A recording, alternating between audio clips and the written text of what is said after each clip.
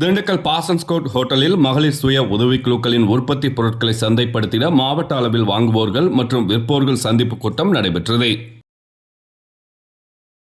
தமிழ்நாடு மாநில ஊரக நகர்ப்புற வாழ்வாதார இயக்கம் சார்பில் மகளிர் சுய உதவிக்குழு உற்பத்தி பொருட்களை சந்தைப்படுத்துதல் மற்றும் மாவட்ட அளவில் வாங்குவோர் மற்றும் விற்போருக்கிடையேயான புரிந்துணர்வு ஒப்பந்த நிகழ்ச்சி நடைபெற்றது.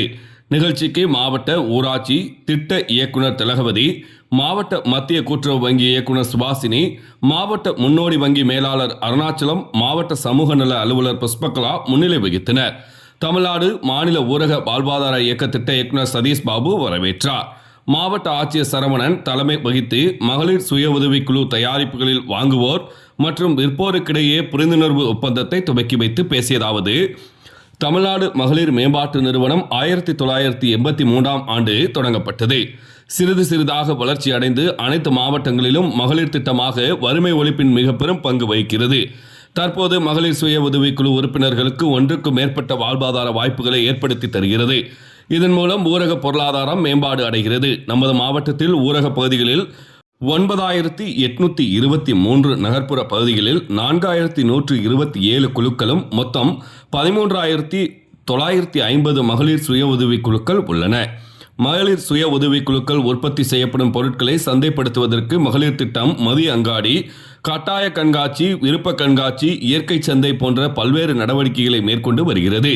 அதன் ஒரு பகுதியாக வாங்குவோர் மற்றும் விற்போர் சந்திப்பு இப்பொழுது நடைபெற்றது. திண்டுக்கல் மாவட்டத்தில் 14 வட்டாரங்களில் இருந்து 207 மகளிர் சுய உதவிக்குழுக்கள் உற்பத்தி செய்த பொருட்கள் கொண்டுவரப்பட்டு காட்சிக்கு வைக்கப்பட்டது.